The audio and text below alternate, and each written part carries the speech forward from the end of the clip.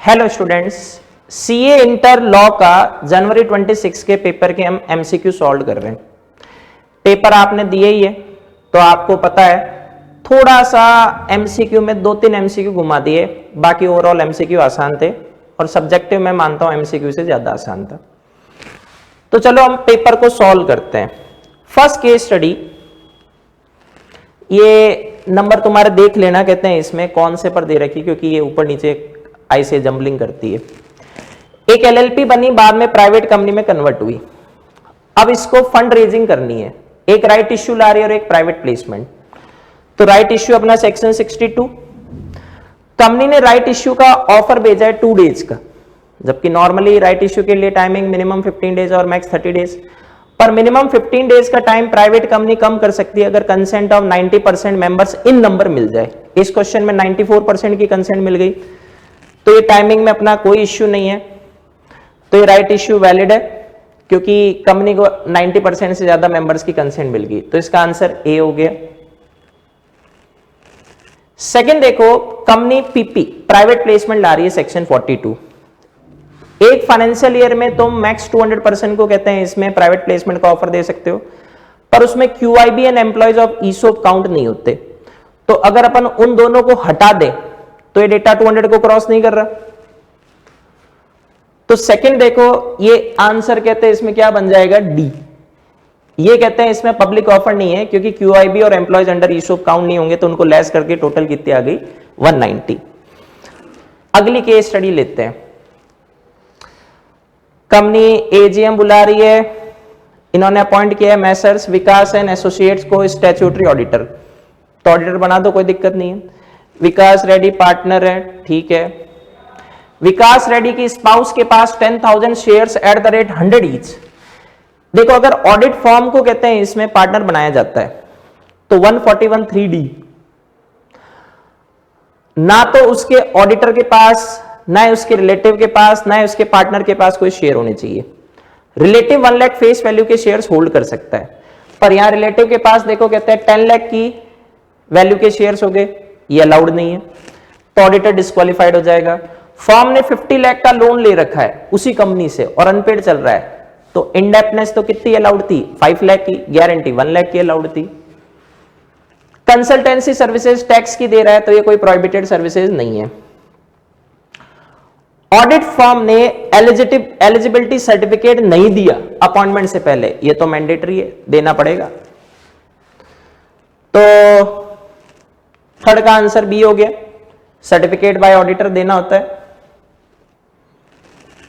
Fourth, regulatory authority decision, इसको penalize कर रहे हैं ईजीएम बुलाने के लिए to address auditors disqualification which of the following provision correctly apply. Auditor अगर डिस्क्वालिफाइड हो जाता है तो 144 क्लॉज 4 क्या कहता है, उसको अपना ऑफिस खाली करना होगा और उसको अपन कैजुअल वैकेंसी की तरह ट्रीट करेंगे। तो फोर्थ का आंसर हो गया ए। फिफ्थ, विकास एंड एसोसिएट्स कह रही है भाई 10,000 शेयर्स तो कहते हैं वाइफ लेके बैठी है, तो वो कैसे कवर होगी भाई, ऑडिट फर्म के खुद के तो रिलेटिव होते नहीं, तो पार्टनर के रिलेटिव काउंट करेंगे। तो अब कहते हैं इसमें रिलेटिव की शेयर होल्डिंग को भी अपन एलिजिबिलिटी क्राइटेरिया में चेक करेंगे, तो इसका आंसर क्या आ गया, सी। ये थोड़ी फेमा की केस स्टडी में देखो, ध्यान रखो, ये सारे करंट अकाउंट ट्रांजैक्शन के ऊपर क्वेश्चन है। करंट अकाउंट ट्रांजैक्शन में जब फेमा रेगुलेशन लगाएंगे 2000, तो 3 शेड्यूल है। पहला प्रोहिबिटेड ट्रांजैक्शन, चेक कर लेना, इसमें से एक भी ट्रांजैक्शन प्रोहिबिटेड नहीं है। दूसरा शेड्यूल 2 में जाएंगे तो गवर्नमेंट ऑफ इंडिया की अप्रूवल लगेगी अलग अलग मिनिस्ट्री के बिहाफ पे। तो ये देखो, जो कल्चरल टूर है सीधा एचआरडी की अप्रूवल वाला आ गया, पर बाकी इनमें से कहीं पे भी नहीं आएंगे।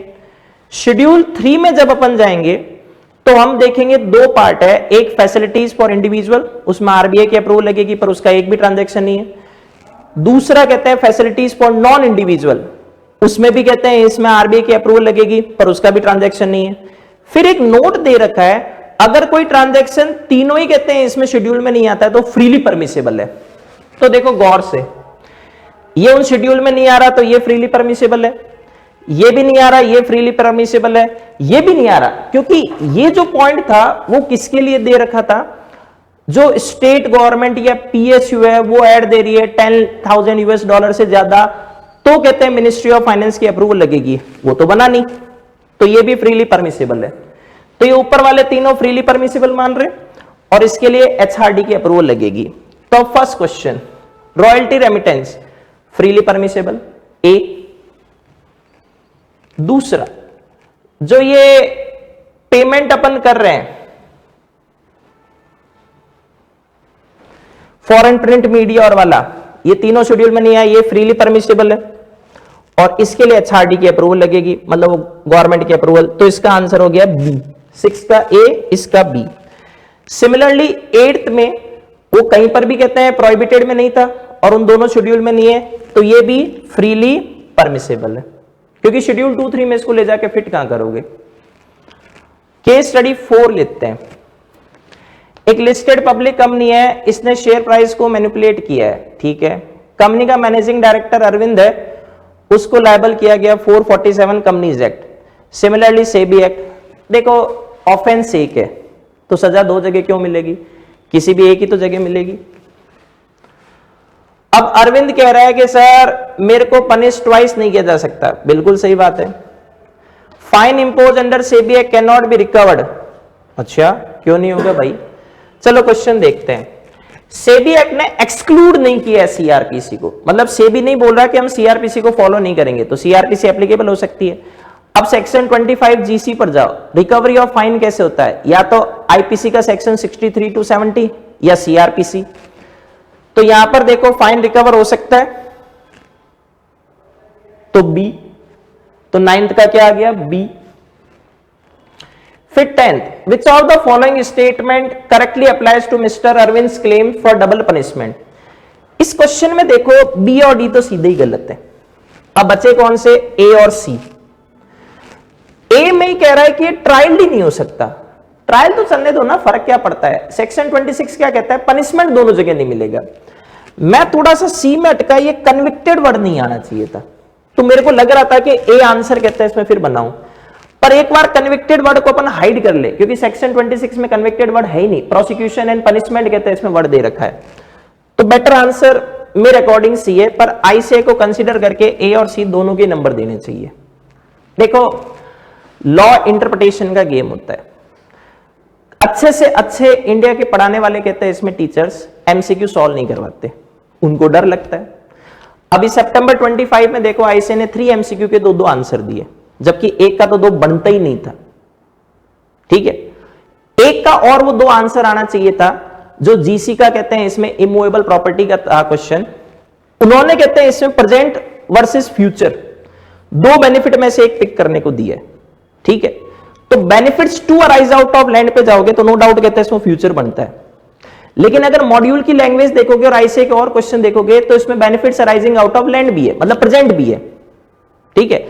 एक क्वेश्चन अगर आप लोगों ने सॉल्व कर रखा हो आईसीए के एमटीपी का है, वो मीना जी वाला, उसकी जमीन ली, उस पे गणेश जी का टेंपल था, उसमें चढ़ावा आया, तो चढ़ावा आया प्रेजेंट बेनिफिट था ना, तो उन्होंने benefits to arise out of land नहीं लिया, benefits arising out of land से सॉल्व किया।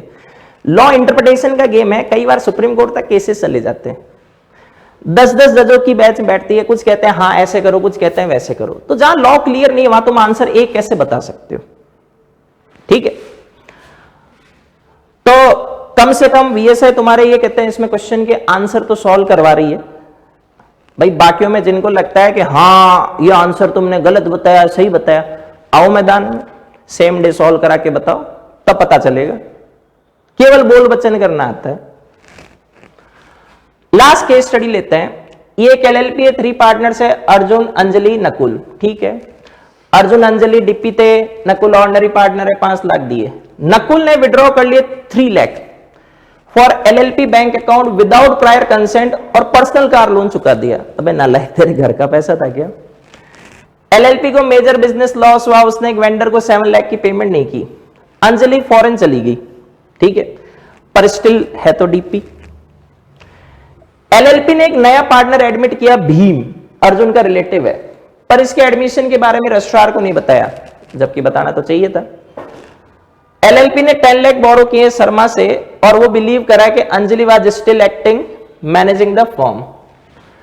इंटरनल ऑडिट रिवील हुई कि अर्जुन को पता था, prepared a false statement of account and solvency, तो मतलब अर्जुन गिल्टी है। शोइंग प्रॉफिट, जबकि एलएलपी वास्तव में प्रॉफिट में नहीं थी। अब क्वेश्चन पूछ रहा है क्या भीम लायबल है शर्मा के लिए, वो भी कौन से डेप्ट जो एडमिशन से पहले लिए गए? ना भाई, नया पार्टनर एडमिशन से प्रायर के लिए क्यों लायबल होगा? क्या अर्जुन पर्सनली लायबल है जो फॉल्स स्टेटमेंट से ऑब्लिगेशन अराइज होगी? बिल्कुल, सेक्शन 30 पढ़ो, अनलिमिटेड लायबिलिटी फॉर फ्रॉड। तो भीम तो लायबल नहीं है, नो, और अर्जुन लायबल है, तो नो और यस, मतलब आंसर हो गया तुम्हारा बी। 12, क्या नकुल पर्सनली लायबल है for the 3 lakh withdrawn from LLP funds for personal use? देखो, इसमें एक थोड़ा सा डिस्प्यूटेड पॉइंट ये है कि नकुल को पर्सनली लायबल कहते हैं, अपन थर्ड पार्टी के लिए नहीं कर रहे हैं। नकुल को क्या है, पैसा वापस लौटाना होगा, इस सेंस में काउंट करे तो आंसर है यस। दूसरा पार्ट, अंजलि डीपी है but inactive in abroad, personally liable for vendor डेब्ट incurred while she was away. देखो, एलएलपी के ट्रांजैक्शन के लिए एलएलपी इटसेल्फ लायबल होती है, ना कि उसके partners.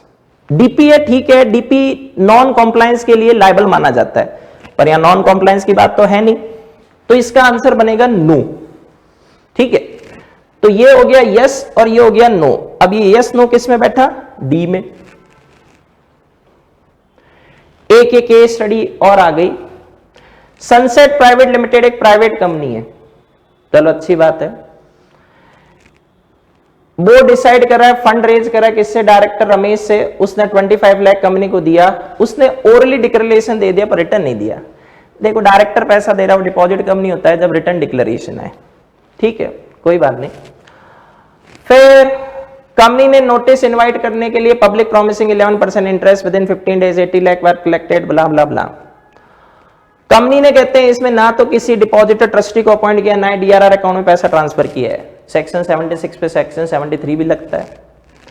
Sunset private limited 2 crore बोरो करी होराइजन बैंक से against creation of mortgage on it's plant and machinery. Company ने इसके चार्ज का रजिस्ट्रेशन नहीं कराया। भाई, चार्ज का रजिस्ट्रेशन नहीं कराया तो चार्ज होल्डर अनसिक्योर्ड क्रेडिटर है, ये चार्ज लिक्विडेटर एंड क्रेडिटर के सामने वॉइड हो जाएगा। ठीक है, कंपनी एजीएम बुला रही है 30 सितंबर 24 को, नोटिस भेजा 10 सितंबर कहते हैं इसमें 24 को। शेड्यूल एजीएम में एक ही आया, चेयरमैन ने मीटिंग एडजॉर्न कर दी, बिल्कुल सही किया क्योंकि एक बंदे से क्वारम नहीं बनता। एडजॉर्न में भी एक ही आया, चेयरमैन ने मीटिंग को स्टार्ट कर दिया। एडजॉर्न एजीएम में क्वारम की जरूरत नहीं है। तो देखो क्वेश्चंस पे चलते हैं। फर्स्ट, तुमने चार्ज का रजिस्ट्रेशन नहीं करवाया, अब इसके कॉन्सिक्वेंसेस क्या होंगे? चार्ज अवॉइड हो गया, लिक्विडेटर एंड क्रेडिटर, और सेक्शन 86 कंपनी और ऑफिसर पे पेनल्टी ठुकेगी। A answer. एडजॉर्न मीटिंग में एक ही शेयर होल्डर आया और रेजोल्यूशन पास हो गए। क्या रेजोल्यूशन वैलिडली पास हुए? बिल्कुल। सेक्शन 103 कहता है एडजॉर्न मीटिंग में जो आया उसी से ही कहते हैं इसमें मीटिंग स्टार्ट हो जाएगी। सनसेट प्राइवेट लिमिटेड डिपॉजिट्स के रीपेमेंट में डिफॉल्ट कर रही है तो सेक्शन 76 ए की पेनल्टी ठुकेगी। कंपनी पे fine minimum 1 crore versus twice of amount of deposit whichever is less, max 10 crore. Defaulting officer पे imprisonment up to 7 years and penalty कहते हैं इसमें 25 लाख टू 2 करोड़। तो दोनों ही लायबल है, तो 15 का आंसर क्या हो गया? सी हो गया। ठीक है, तो ये आपका पेपर सॉल्व हो गया। मेरे हिसाब से अच्छा पेपर हुआ था। अब इससे मैच करने के बाद अगले पेपर की तैयारी करो। Best of luck, bye bye.